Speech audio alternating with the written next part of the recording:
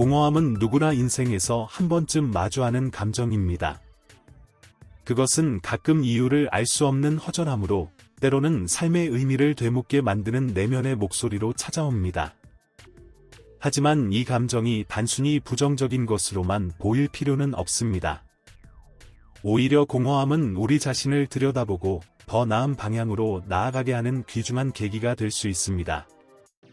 이번 영상에서는 공허함을 삶의 원동력으로 전환하는 방법에 대해 깊이 탐구해 보겠습니다. 공허함은 우리의 마음속에 자리한 중요한 신호입니다. 심리학자 칼 융은 인간이 공허함을 느끼는 것은 내면의 갈망이 드러나는 과정이라고 말했습니다. 이는 우리가 진정 원하는 것이 무엇인지 탐색하도록 유도합니다. 예를 들어, 현대 사회에서 많은 이들이 성공을 쫓다가도 어느 순간 이유를 알 수 없는 허탈감을 느끼곤 합니다. 이는 물질적 성취만으로는 채울 수 없는 감정적 공백을 드러내는 순간입니다. 우리가 이러한 공허함을 회피하지 않고 직시할 때, 비로소 더 깊은 삶의 목적을 발견할 기회가 생깁니다. 삶의 공허한 순간은 성장의 발판이 될 수 있습니다. 불확실한 상황 속에서 도약한 인물 중 한 명인 스티브 잡스를 떠올려 봅시다.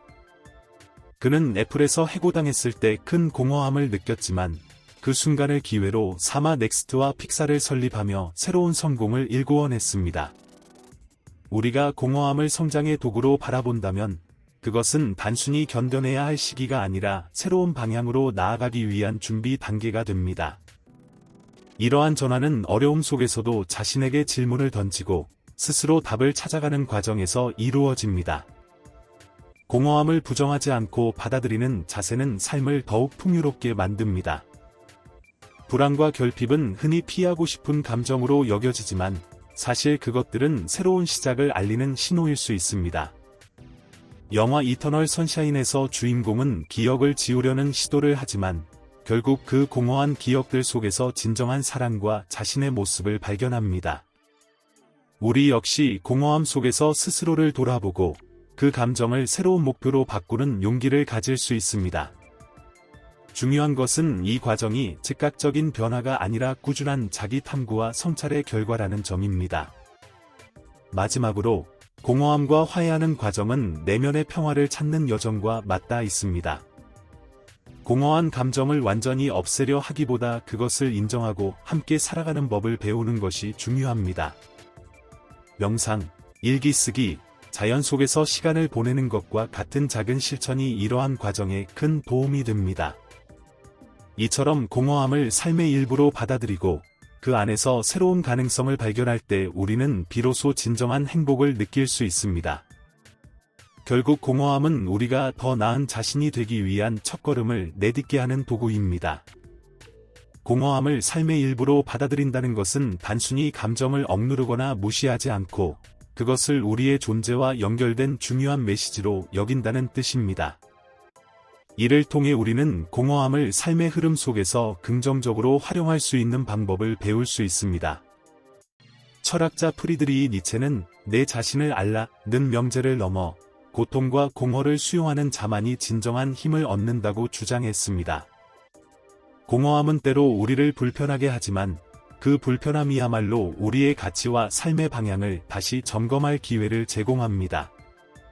예술과 문학에서도 공허함은 중요한 주제로 다뤄집니다. 알베르 카뮈의 이방인은 주인공 메르소의 공허한 삶을 통해 현대인이 느끼는 부조리와 의미 추구의 과정을 보여줍니다. 이러한 이야기는 단순히 허무주의에 그치지 않고 우리가 공허함을 통해 더 깊이 있는 질문을 던지고 새로운 의미를 만들어낼 수 있다는 점을 시사합니다. 현실 속에서도 많은 사람들이 이러한 과정 속에서 자신의 재능이나 열정을 발견하고 삶을 변화시키는 계기를 맞이합니다. 공허함과의 화해는 단지 감정적 극복에 그치지 않고 우리를 더 강하게 만들어줍니다. 이는 피할 수 없는 인간적 경험임을 인정하며 그 속에서 성장을 도모하는 태도를 통해 가능합니다. 심리학적으로는 이를 긍정적 재해석이라고 부릅니다. 과거의 실패나 상실을 단순히 고통으로 기억하지 않고 그것을 미래를 위한 교훈으로 삼는 것입니다. 예를 들어, 사랑을 잃은 아픔은 그 관계에서 무엇을 배웠는지 생각하게 하고 더 성숙한 사랑을 위한 밑거름이 됩니다. 이 여정을 돕기 위해 실질적인 방법들이 존재합니다. 가장 간단한 시작은 자신을 표현하는 것입니다. 그림, 글쓰기, 음악 등 창의적인 활동은 공허함을 감정적으로 풀어내는 강력한 도구입니다. 또한 새로운 배움에 도전하거나 이전에 하지 않았던 활동을 시작하는 것도 공허함을 극복하는 효과적인 방법입니다. 우리가 자신의 경계를 넘어 새로운 경험에 뛰어들 때 공허함은 점차 열정과 설렘으로 채워지게 됩니다. 마지막으로 중요한 것은 우리의 태도입니다. 공허함은 끝이 아니라 하나의 과정임을 기억하는 것이 필요합니다.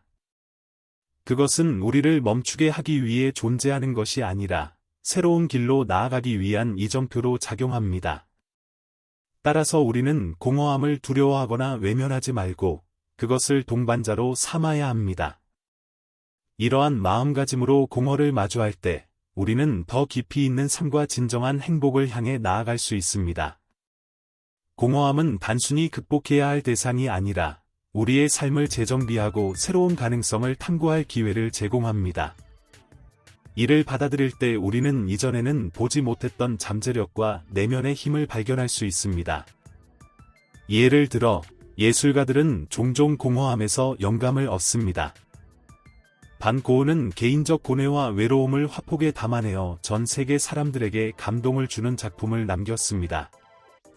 이처럼 공허함은 우리의 내면에 숨겨진 창조적 에너지를 끌어내는 원천이 될 수 있습니다.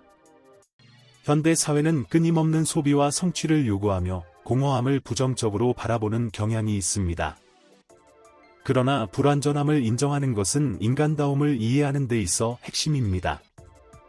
불교에서는 욕망과 집착이 공허함의 원인이라고 말하며 이를 내려놓을 때 참된 자유를 얻을 수 있다고 가르칩니다. 공허함을 억누르기보다 그것을 알아차리고 관찰하는 마음 챙김은 우리를 지금 이 순간으로 데려다 줍니다. 이렇게 함으로써 공허감은 더 이상 적이 아니라 삶의 동반자가 됩니다. 삶의 전환점을 맞이한 사람들의 이야기는 공허함을 긍정적으로 활용할 수 있는 방법을 보여줍니다. 예를 들어 베스트셀러 작가 엘리자베스 길버트는 먹고 기도하고 사랑하라에서 이혼 후 느낀 공허함을 솔직히 인정하며 그것을 세계 여행과 자기 발견의 여정으로 변환시켰습니다.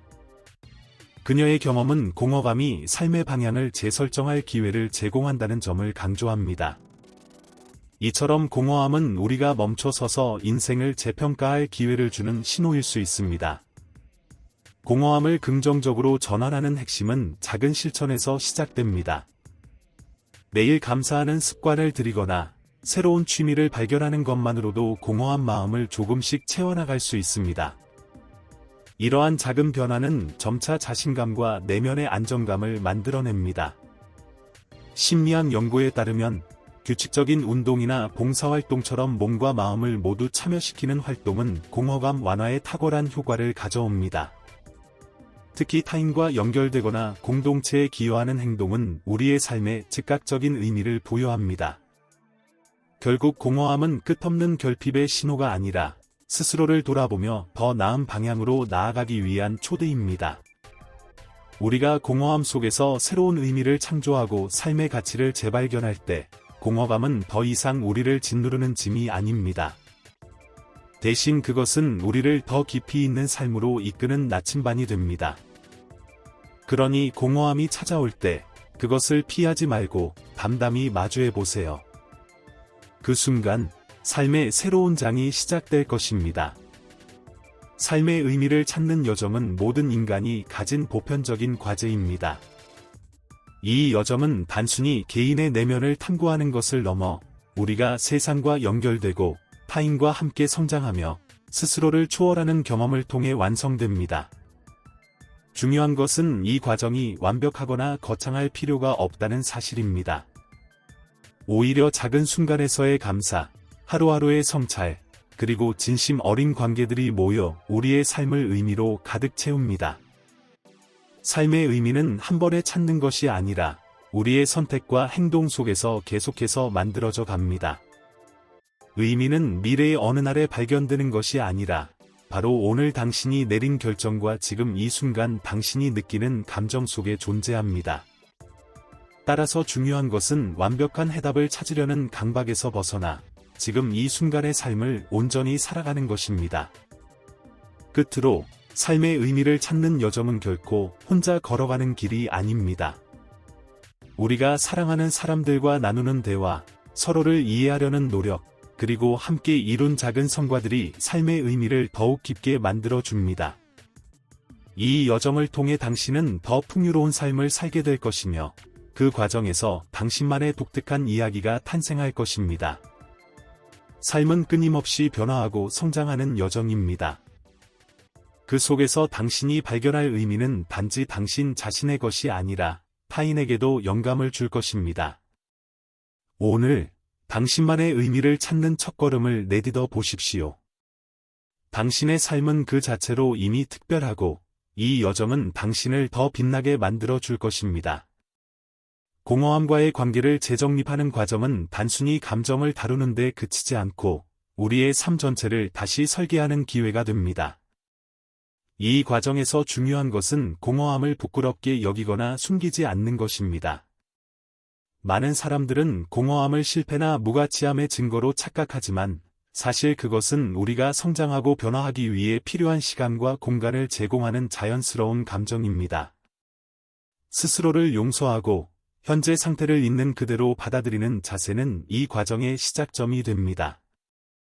공허함을 인식하고 받아들이는 것은 마음의 평화로 나아가는 첫걸음입니다.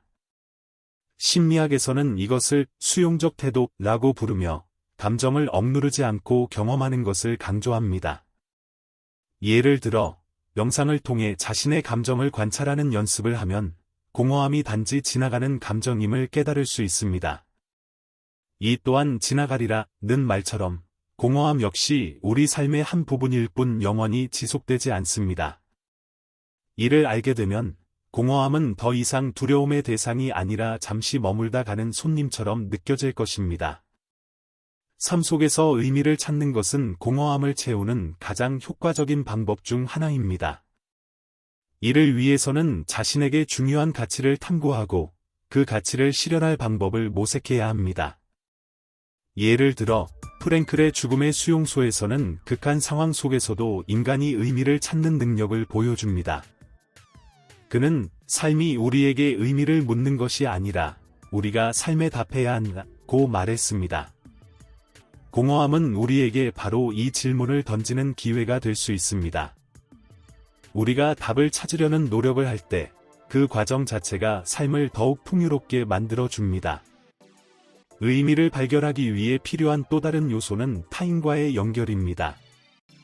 우리가 다른 사람들과 진정으로 연결될 때 공허함은 놀라울 정도로 줄어듭니다. 이는 사랑하는 가족과 시간을 보내는 것일 수도 있고 어려운 상황에 처한 사람들을 돕는 작은 행동일 수도 있습니다. 연구에 따르면 다른 사람과의 관계는 행복을 느끼는데 가장 큰 요인 중 하나입니다. 공허함을 느낄 때 누군가에게 손을 내밀거나 도움을 주는 행동은 자신을 더 큰 그림 속에서 보게 하고 삶에 새로운 의미를 부여합니다. 마지막으로 공허함을 힘으로 바꾸는 가장 강력한 방법은 앞으로 나아갈 용기를 가지는 것입니다. 새로운 도전, 새로운 배움, 그리고 새로운 만남은 우리의 삶을 다시 활기차게 만들어줍니다. 실패를 두려워하지 않고 한 걸음씩 나아가는 태도가 중요합니다. 결국 공허함은 우리를 가로막는 벽이 아니라 스스로를 새롭게 정의할 수 있는 출발점입니다. 그러니 공허함이 찾아올 때 그것을 두려워하거나 숨기지 말고 오히려 그것이 주는 가능성에 주목해보세요. 그곳에서 당신만의 새로운 이야기가 시작될 것입니다. 공허함은 우리가 피할 수 없는 감정이지만 이를 어떻게 받아들이고 활용하느냐에 따라 삶의 방향이 달라질 수 있습니다. 공허함은 단순한 결핍의 상태가 아니라 우리 내면의 진정한 목소리를 듣고 성장의 길로 나아가게 하는 중요한 신호입니다. 그것은 우리가 멈춰서서 자신을 돌아보고 더 나은 자신으로 거듭날 기회를 제공합니다. 우리가 공허함을 삶의 일부로 받아들이고 그것을 통해 자신만의 의미를 발견할 때, 그 감정은 더 이상 두려움이나 외로움의 원천이 아니라 우리를 앞으로 나아가게 하는 에너지로 바뀝니다. 불완전함을 인정하고 성장의 도구로 삼는 태도는 우리를 더 강하게 만들어 줄 것입니다. 삶에서 공허함이 찾아올 때, 그것을 도망치거나 부정하려 하기보다 오히려 그것을 새로운 시작의 계기로 삼으세요. 이 과정을 통해 우리는 단순히 공허함을 극복하는 것을 넘어 더욱 풍요롭고 의미 있는 삶을 창조할 수 있습니다. 공허함 속에서 우리는 새로운 길을 발견하고 더 깊은 행복과 평화를 누릴 수 있습니다. 그러니 이제 공허함이 두렵게 느껴질 때마다 자신에게 이렇게 물어보세요. 이 감정이 나에게 어떤 가능성을 열어줄까? 그 답을 찾는 과정에서 당신은 분명 더 나은 자신을 만나게 될 것입니다.